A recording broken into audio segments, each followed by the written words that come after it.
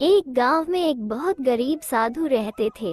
वो भगवान कृष्ण के बहुत बड़े भक्त थे।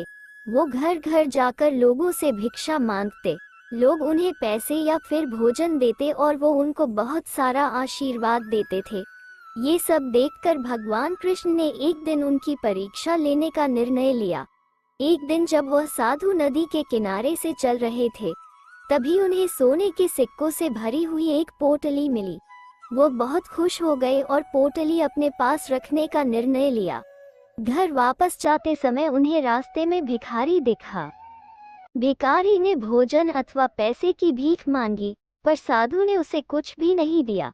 फिर वो वापस से चलने लगे। चलते समय थोड़ी ही दूर साधु को जमीन पर चमकता हुआ एक हीरा दिखाई दिया। तो साधु ने अपने आप से कहा कि वाह, क्या अच्छा दिन है आज का। पहले सोने का सिक्का और अब ये हीरा।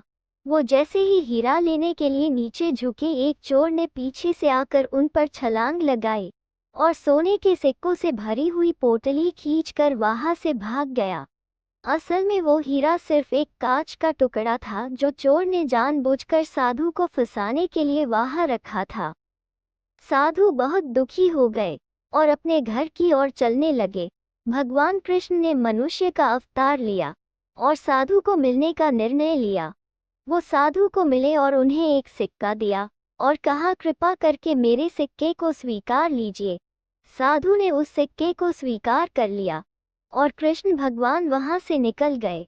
साधु सोचने लगा, ये क्या है, इससे मैं क्या कर लूंगा। मुझे नहीं लगता ये सिक्का मेरे कुछ काम का है।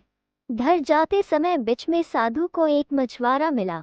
मछुआरे के जाल में दो मछलियां फंसी हुई थी।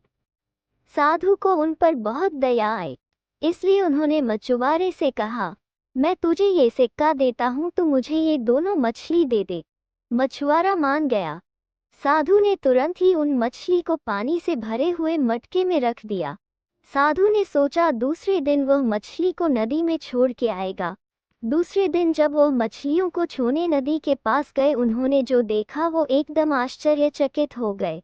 नदी में दो हीरे थे। साधु वो देख बहुत ही खुश हो गए, पर उन्हें कुछ समझ नहीं आया कि यह सब क्या हो